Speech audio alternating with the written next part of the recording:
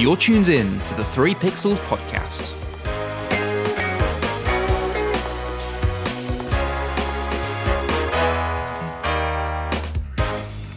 This episode is sponsored by LSW Mindcards. Click the link in the description to find out how you can become more mindful of your thoughts and feelings and get the tools that you need to take back control of your happiness, focus on the present, and spread positivity throughout your life. So we talked about the previous decade, but to quote JFK, he who looks to the past will certainly miss the future.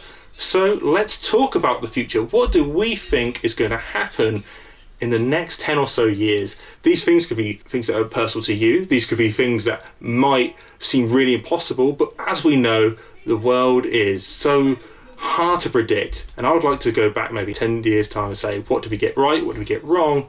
And things that we, feel right now could happen. Well, for sure, we can definitely be certain that we're going to see many more remakes of our favourite films. I think there's no escape from that. I think that if there was a bet on that, I would put a lot of money on that, let's just say. So you say that because Disney is a massive one right now. They've started to remake some of their older classics, like Beauty and the Beast was one. They made the Maleficent films, as well as they've made Lion King. And I can see other cult classic for children's music especially, things like Matilda will all be remade at some point for a newer, younger audiences out there for the years to come. Because when you look at some of these films from the 90s, 80s, 70s, films that Ben, Darby and myself have all grown up with, they are old, haven't stood the test of time. Look at the Goonies, for example. Like, I watched that recently, and watching that back is hard on the ears. They don't act, they scream. And it's hard to listen to after a while. But as a kid, I loved the film. Yeah, age, sets light on things in a different way that, especially, things that you liked as a kid, you see differently as an adult. And I think that, we may relook at some of the things we said here in 10 years' time and say, hang on, why on earth did we think that was going to happen? So I think it's important of that. But, there are some things that are going to be more certain. Technologies will progress. Artists will retire. Some people may die. That's kind of the way the world works. So, the more interesting bits is when we talk about things that are more futuristic in the sense that, it may happen, it may not. Will we see alien life? Will there be a confirmation of alien life next 10 years? Who knows? Will we make it to Mars as a manned mission? Those are all really interesting stuff, especially when you talk about space, because that's all kind of so unknown and really only becomes known when you find it. So you never know what quite is around the corner. I think alien life probably won't be confirmed this decade, and I'm not trying to shun anyone's predictions, but I think a nice little debate on people's is in order. And I feel like humanity hasn't grown enough to accept other life forms out there, if that makes any sense. I think we still struggle with what people perceive of what is right and wrong between people, and how and people's feelings and emotions that still people can't really put in words. We already said about same-sex marriage. That was 2015. Are we saying in another 10 years, so in 2025, for example, or 2029, we can accept a different species? I just can't see it. I think maybe there might be already confirmed, but I just don't see people telling us about this race. You think it's going to be a government cover-up in their Area 51? They're already here? Absolutely. As people come to know, I love a conspiracy. I actually have a book of, I actually have 4 or 5 books on different conspiracy theories, and I think alien life is out there. Do I think we could that the government will interact with it this decade? Possibly. Do I think common folks like us? Absolutely. Well, I think with all of the private space interaction that we're having now, with Elon Musk and his space car exploration, I think that our interaction with space is not being as controlled by the government anymore, and I think that there's a real potential that even if the governments did try to cover something up, we would still have access to it through some other private means, like some company, Elon Musk wannabe, just stumbling into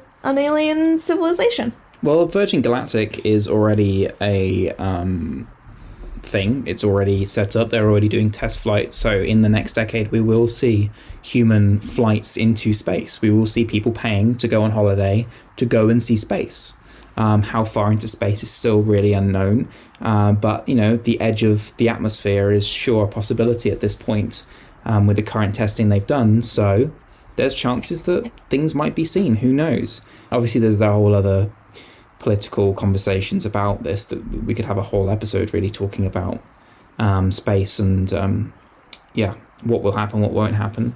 But yet again, bringing it back, there are things we know that are going to happen. Amazon spending more money on drone technology and trying to not only find a more cost-effective way for them to do deliveries and keep a business going and grow, but to reach people quickly in areas where they would have had to have waited a long time for deliveries, in rural areas specifically. And that's where drone technology will really become useful. Speaking of Amazon, I think that they will cause the bankruptcy of some big box stores such as Walmart, who will be unable to compete as more and more people buy their goods for cheap online. They've been saying that for years though. But people still like going into stores, especially for things like groceries and garden furniture and, Walmart guns and things like that. There are still many things that stores like this provide as services that Amazon will always be on the back foot with, because there are many people who still like to go and feel products and go and see products. Many people, me included, don't really enjoy grocery shopping online that much, because it actually doesn't save that much time and you like to see what's available and see what's a good choice. So I think there's the possibility that might not happen. Martin? Yeah, so you've sort of stole my thunder there, Ben. I was going to say this possibility has been talked about the last sort of 6 years. I still remember we did a podcast on this in 2014, I believe, 2015. We spoke about Amazon's dream as it was portrayed. However, like I said, we're like 5 years down the line. I've still not seen a drone in the sky delivering me any packages, and I can't see that happening anytime soon. And I still feel people have this personal touch. They like to see the product. It always reminds me of, in America, there's this sort of like cookie dough mix. And when it first came out, all you have to do is just put it in the oven, bang, you got cookies. But people didn't really like that. They sort of felt that you were cheating. So as soon as they said, just add an egg. But some people, do like that sort of personal touch. And I can't see it happening too much. But for people who are in rural areas in America and the vastness of Canada, for sure this could be a reality for them. Martin, do you have any thoughts on anyone in the music industry that might have a new achievement or may say farewell?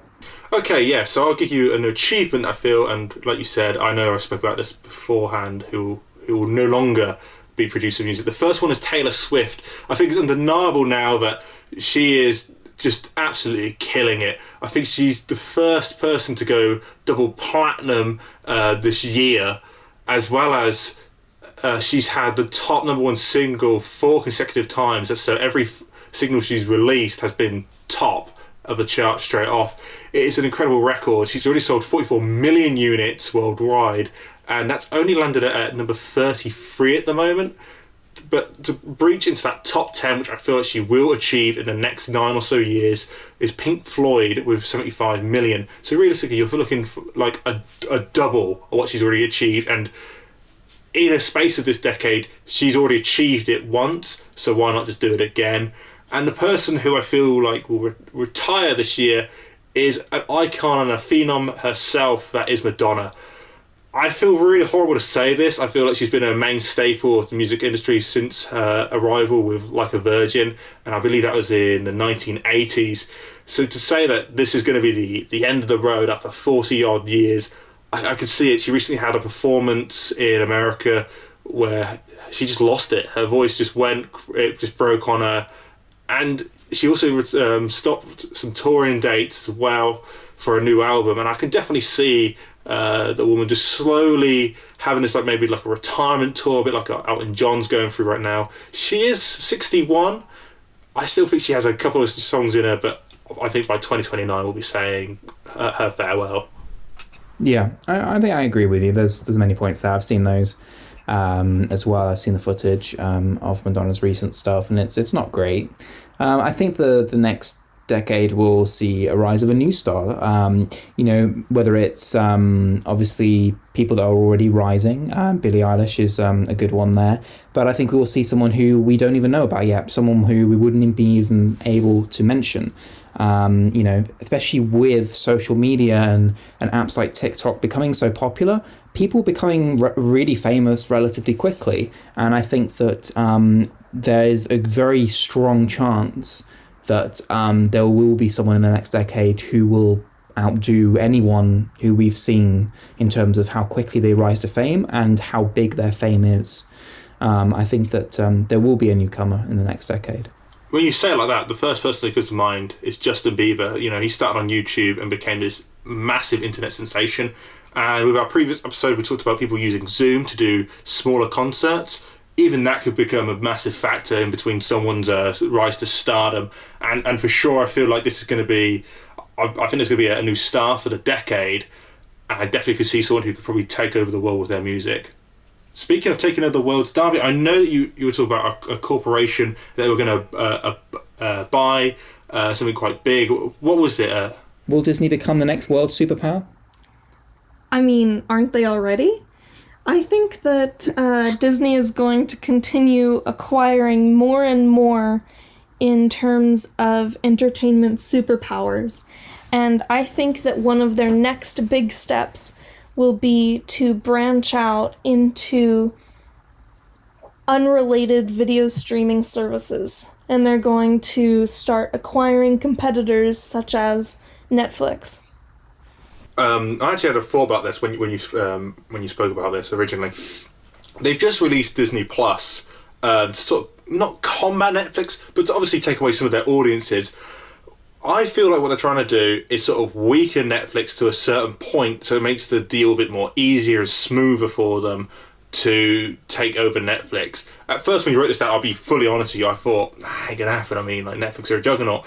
But in other media, Disney have always done this. They've launched something of their own product to combat what they already want to buy, and then buy it when it's on its knees and needs some sort of financial boosting. I mean, Ben, haven't you told me many times how Netflix didn't make money for a really long time? Mm-hmm. And I'm not even sure on the numbers today, but for a very long time, Netflix was essentially bleeding money.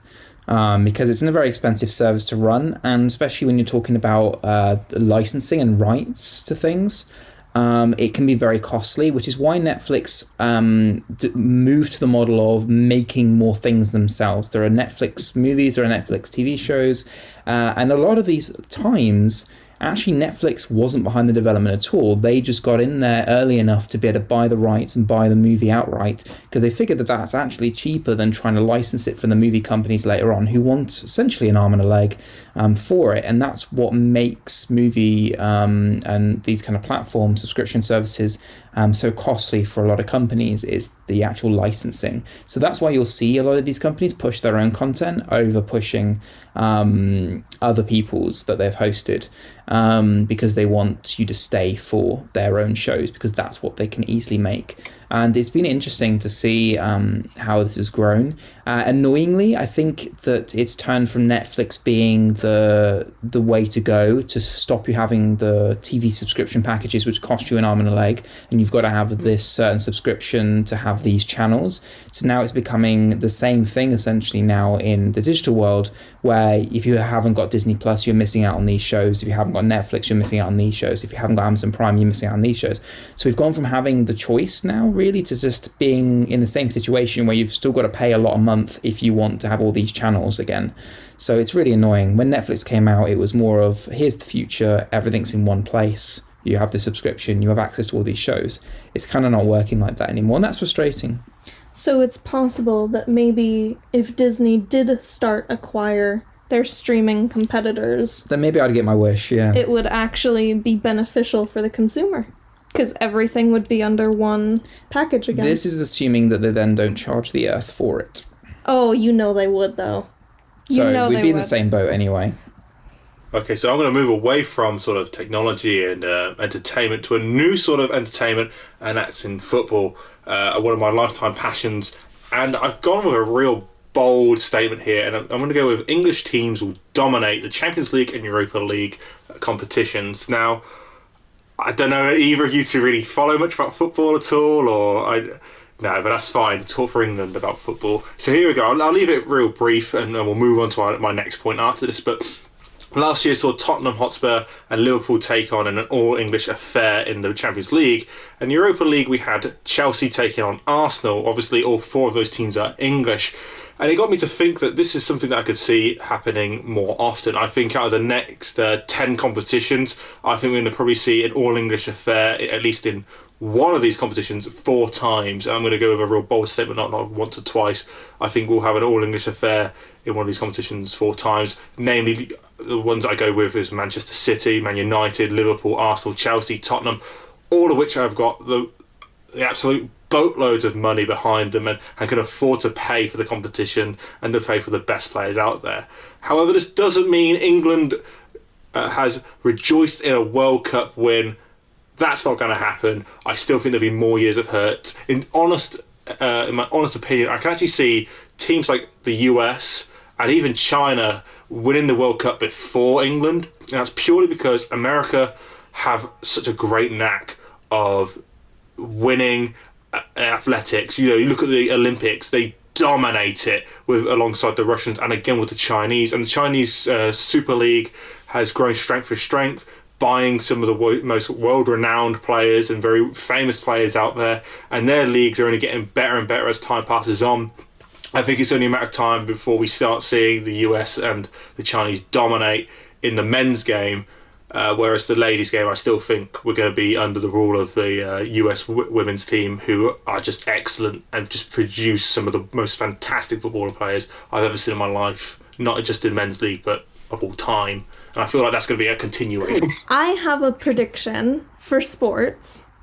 As someone who does not watch sports at all, this is more of a hope than a prediction, I guess.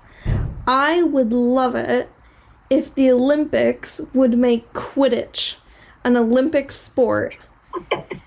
I would watch the Olympics if they played Quidditch. That would be awesome. Okay. Are we talking actual Quidditch where they're flying about? Or are we talking about like modern day Quidditch where people just got bruised between their legs and just running around in the field? You know what? I think either would be fantastic. I think one's more achievable than the other, let's be honest here. Oh But my sure, God. why I not? want it so bad. Let's start a campaign. Okay. Well, talking about Harry Potter, I think we're pretty certain of getting another Harry Potter spin-off or another adventure into the Wizarding World, as it's now called. Darby, I know you have thoughts and feelings on the Wizarding World right now. So many feelings. So many feelings. Can you summarize your feelings? I feel, personally, like the whole Newt Scamander spin-off has been mostly a flop and has been reviewed as horrible by Harry Potter fans everywhere. And so I think that they're going to do another one with a more beloved character like Hermione. Maybe they could do one about like the Weasley twins and their like days of tricks at Hogwarts. And they're gonna go for something a lot easier and sure to make money. And I feel like if they don't, then it's a huge missed opportunity, because I feel like Harry Potter fans are just craving some quality entertainment within the universe. See, it's funny because the last film came out in 2011, and I remember watching it and actually in the cinema thinking, that's it, that's the end of that. And I always thought after a couple of years it would die down, that sort of love for it would slowly fade. That has not happened at all. There's people at my work who swear by it and talk about it as like it's gospel. And when I first read this, I thought when you meant about spin-off, for some reason I thought you were going to make on about redoing the entire franchise, which I will say J.K. Rowling almost feels like she wants to. She's made a lot of comments about what we all thought was canon which is no longer that. She feels like she's trying to retcon her work, and I feel like she's just going to go, you know what, blow it up, let's start again. But I will admit, I would love to see a spin-off, especially someone like Hermione. Hermione was one of those, I think, connected with a lot of audiences, especially young females. There was, on the BBC News, I will never forget the story, this girl modelled her life around Hermione, being smart, being very geeky, and I thought that had a really strong message, and I'd still think it was a shame, and this is now my personal opinion, like such a fleshed out character who had a lot of emotions, a lot of layers, in the final film almost felt flat, like she was just there half the time. And that was just my personal opinion. I would love to see more of Hermione. What does she do during Hogwarts on her own? What does she do after? And I think if you were going to build a new franchise round, she's someone who you could look at and go, yeah, this is someone we could build a franchise around. And if not her, then Voldemort would have been someone who equally you could have built a franchise around, for sure. Transportation, I think that's going to change a lot in the next decade. I think we're going to see more use of public transportation and encouragement of that. Encouragement of people on bikes in cities. I think that's going to grow. Electric scooters and bikes are already very popular. I think that's going to continue in that way. And we're going to see cities adapting more, taking on more of the Holland approach, which is making space for bikes and removing space for cars. But I think continuously we will see electric cars and electric planes grow. Electric planes are still relatively small. There's still a lot of issues with getting enough power in these planes to go far enough and to have big planes. Currently it's only possible with very, very small planes. But self-driving cars, electric cars will lead personal transportation. But I think that getting people out of cars as much as possible and getting them using other things, I think will be the continued focus of many cities and countries as we go forward into the next decade. I feel like that's a big subject with stuff like global warming as well, trying to attribute to that. It says here that London is predicted to be more like Barcelona in a couple of years' time, as well as I can hopefully see a government more green focused, more eco-friendly, for sure. Like you were saying about bikes, taking that Holland approach, even things like Singapore, where they've made the wildlife almost part of their city, which is quite incredible. And I would love to see that here in England. And what about you, Darby? Do you see that happening even in America? Well, as much as I would love that, I don't see it really happening with our current climate. America's always kind of lived and died by the car. Yeah, I mean, we are a country built for driving ourselves around, and we just don't have the infrastructure to deal with mass public transport in an economically feasible way. Unless we had some kind of a New Deal-esque piece of legislation come down from DC, there's just no way that we would... I mean, we're such a huge country to try and connect every single large city even by some kind of public transport that was greener would be a massive undertaking. And I think some steps are being made. They're putting in some more trains down in California, I want to say. There's the San Francisco to Los Angeles route, but that's already had a lot of problems. That started out government funded, then ran into a lot of problems, and now is mostly being funded by corporates, essentially, who are very keen to get this moving. And the only other success story to run on is Florida at the moment. There's a very successful line running from the airport all the way down to Orlando, down with the through into Miami. That's the kind of route that seemed to be doing all right. But that's taken corporate. Yet again, it's been corporate train companies who have spent the money and invested in that. I think expecting a government level effort may be a big ask. Yeah, as much as I would like it, unfortunately, I don't think we're going to be focusing on greener transport in 2020, except possibly as greener cars. Mm-hmm. We might see more fuel-efficient and hybrids and electric cars, but I don't think that we'll see green public transport in America. And something that I feel we won't be seeing much more is actually discs. So like your CD disc, your DVD disc, I can't see them happen anymore.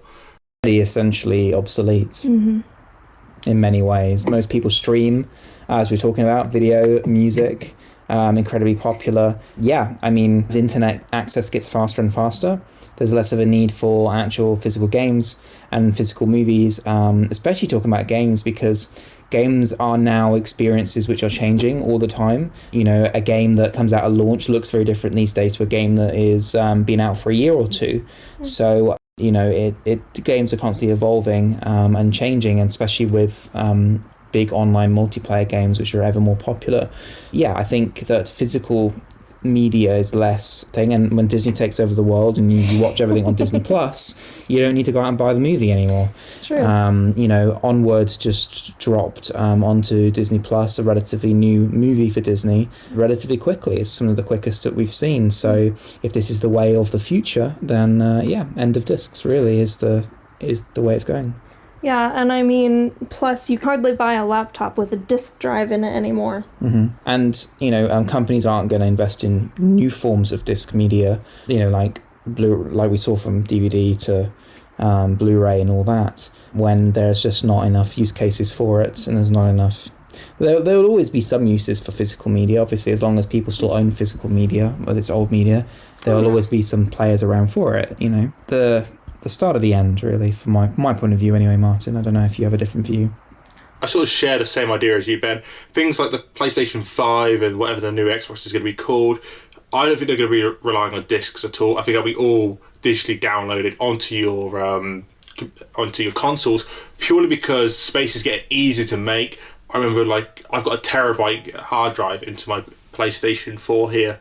I remember having 250 gigs was amazing. That was groundbreaking. But now I have a terabyte, and even that doesn't seem that big anymore. So I can only see, as technology progresses, things like the CD will become redundant. A shame, really, because I'm someone who swears by physical copies.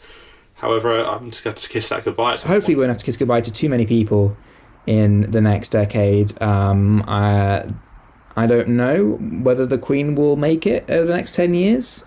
Darby seems to be confident. Oh, she will. She will. She and Betty White, they're gonna survive us all. Okay, all right. By Queen, we of course we mean Queen Elizabeth II. See, that one, if I remember rightly, someone in her family survived till over 100 odd. I think it was the Queen's mum. She was over 100 odd. Yeah, she lived long. So she has some good genes in her, and she's got probably some of the best doctors looking after her. What is she now? Late to mid-90s? Another 10 years. Like, here's something that actually was quite jarring to me. When I spoke to my mum, I said, how many monarchs have ruled over you? She went, well, one. I'm born in 1960. The Queen, and that's it. In my lifetime, and in Ben's lifetime, and yours, Darby, we've only known one Queen in the UK. And in some ways, when that day comes, I've actually watched a documentary on what actually happens. It'll be a very sad day all round, I think, throughout the Commonwealth. But I feel like maybe, just maybe, she'll stand the test of time. It does feel that way, to be honest. It does feel that way. So my prediction is that more states will be added to the US. When I was a child, I thought we had 50 because it's a nice round number, but that's not true. And 50 is completely subject to change. And the fact is that we have territories, such as Puerto Rico, who have been crying out for statehood because they currently don't have voting rights, and yet they still pay tax. And so I think that within the next decade, we're going to see some of those territories, likely Puerto Rico, added to the U.S. as a full state, so that they can get full citizenship rights. And for sure, 50 it could go 51, even 52. In the next decade, for sure, I feel like it will be going up to 51, and it'll be very odd for me, because I've always known America with 50 states. Oh yeah, it's going to be very odd, because not only will it be odd because you'll have to remember that there are more than 50, but also the flag will have to change because of the number of stars. And you can't just tack one at the bottom, so you're going to have to completely restructure all of the stars to look nice. It's gonna be a completely new flag, and it's gonna be very strange. As an American, it's gonna be very strange. I actually just been thinking the design, like the EU flag, the blue background with like the star. That's what I imagine, like 50 stars around it with like one big star in the middle with the 13 stripes, obviously. That would be cool. Yeah. You should submit your design. I'm not very good at these sort of things, but thank you there. That's a good vote of confidence. We'll be back in just a moment after a word from our sponsor. As we talked about earlier, LSW Mind cards are a pack of 45 individually designed cards, each with a tool or task to help you increase your well-being, boost your mood, and help you move towards a more fulfilled life. LSW Mind cards are designed to help you become more mindful of your thoughts and feelings and give you the tools that you need to take back control of your happiness, focus on the present, and spread positivity throughout your life. Click the link in the description to find out how you can get hold of your cards today and see if you can take a small step to improve your life.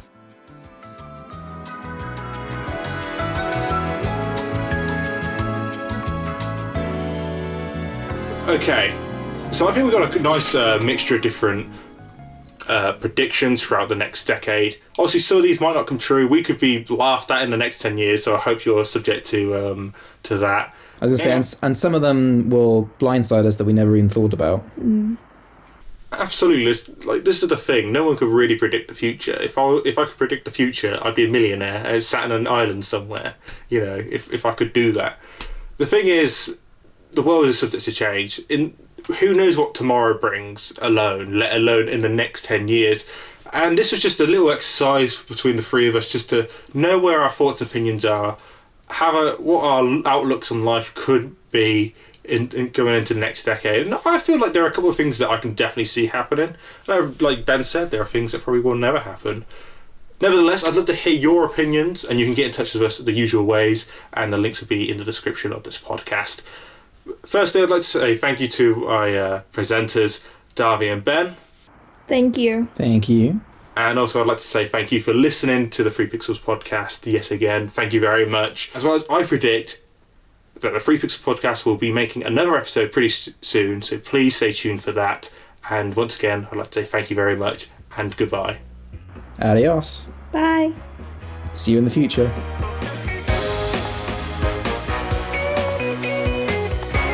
You're tuned in to the 3 Pixels podcast.